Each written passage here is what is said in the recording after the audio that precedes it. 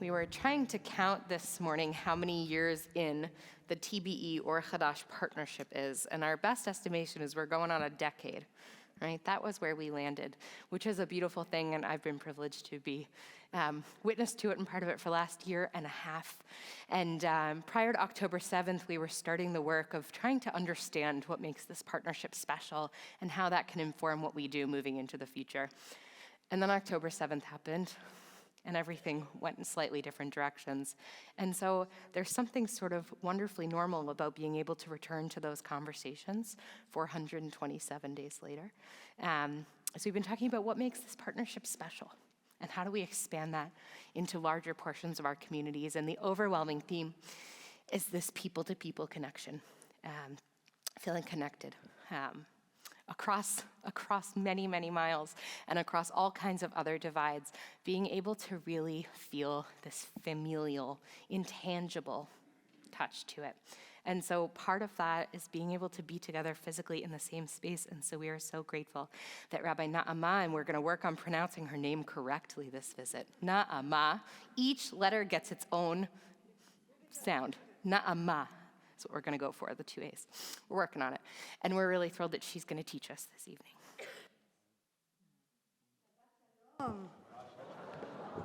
It's so amazingly surreal to be here. And thank you for bringing snow. For me, it's very special. And I'll share with you that I told my kids, you won't believe what falls off the sky here.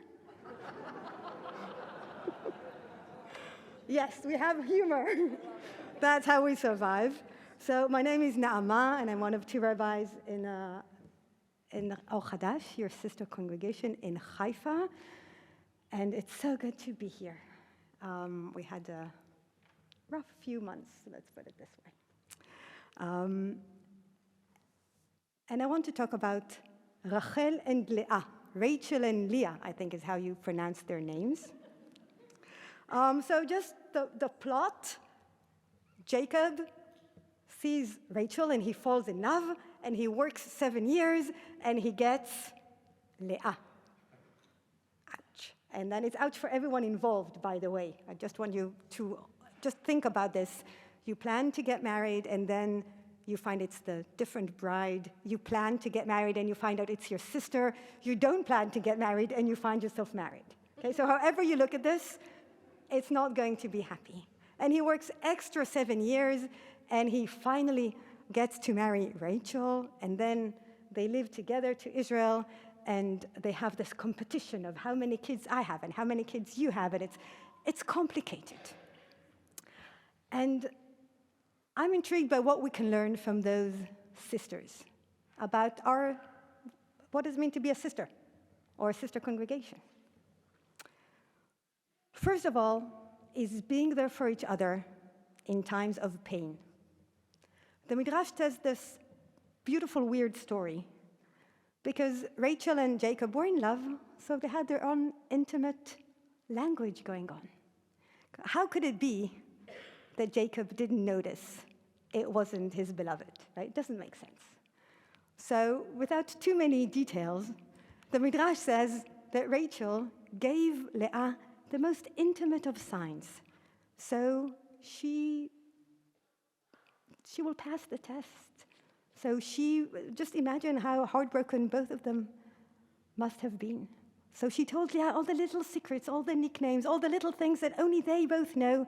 So Leah will not be humiliated in the day that turned out to be her day. And this is a bit of a weird midrash, I agree. But it became really important when they talk about the power of Mother Rachel. And when she comes to God, after everyone else tried to convince God to bring us back from exile, she was the only one that God listened to. Because she said to him, why are you envious of all those other gods that are not really gods that we stray after? I wasn't envious of my own sister. If I had a big enough heart, so can you. And the last time I shared this midrash, now that I think of it, was the second day of Rosh Hashanah, because in the Haftarah, you read the verse, Kol barama nishma, Rachel mevaka al baneha. A sound from above is heard. Rachel is crying over her children. And I kid you not, as I said those words, a sound from above is heard, and there's a siren.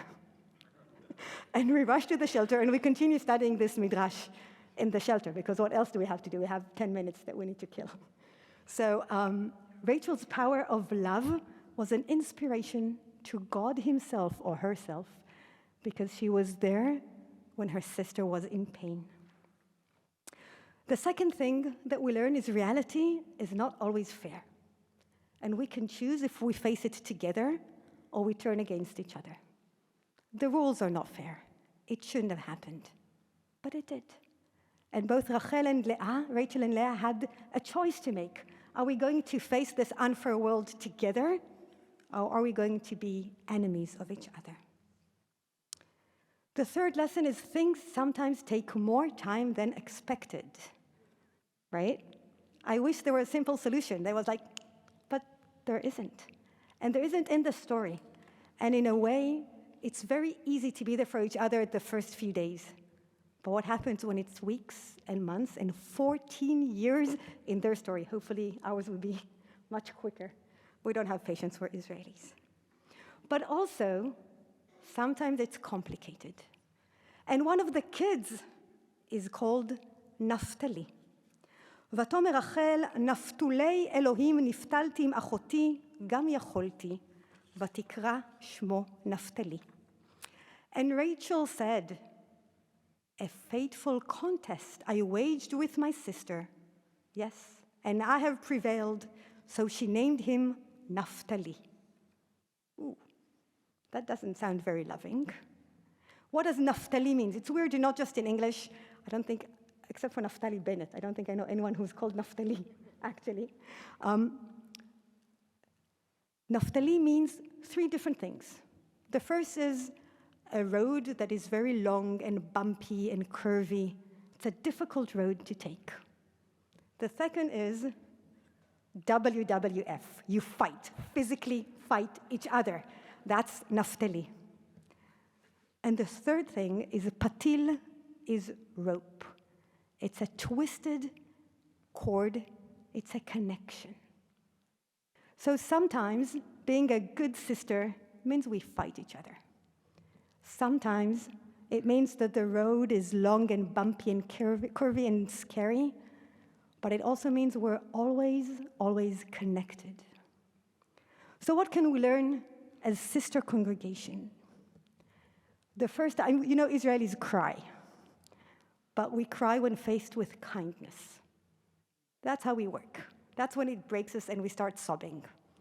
The first time I cried after October 7th, and Rabbi Gabi cried the very same time, was when you sent us the video of you turning to the camera and singing Od Avinu Chai. And that was the first time we cried. And it was beautiful to cry. When you came online, and the first month when we recited such a long list of names for the Kaddish after October 7th, and you didn't understand a word of our service, but you joined us anyway to witness our pain when our young adults said Kaddish over so many friends. And we showed your faces in the sanctuary, and you were there with us. Believe it or not, sometimes I am out of words, even being a rabbi.